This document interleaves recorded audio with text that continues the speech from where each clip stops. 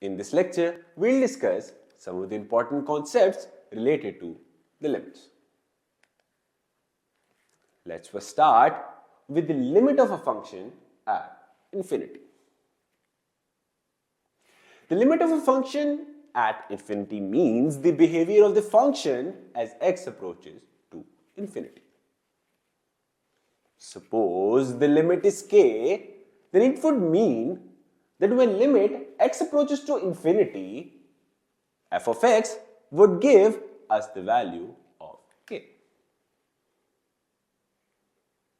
For x approaches to negative infinity and limit of the function is L, we would have the notation as limit x approaches to negative infinity, f of x is equal to L.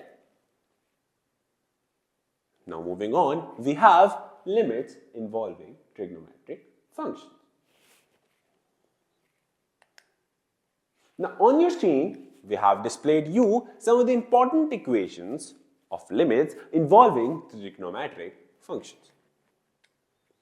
Now there is a big derivation behind each of these equations. You don't need to get into the detail of that. Just learn the formula and it will help you in your entry test preparation. A complete list of formulas involving the limits are given in your chapter summary notes. You can check it out to get a brief understanding of the concept.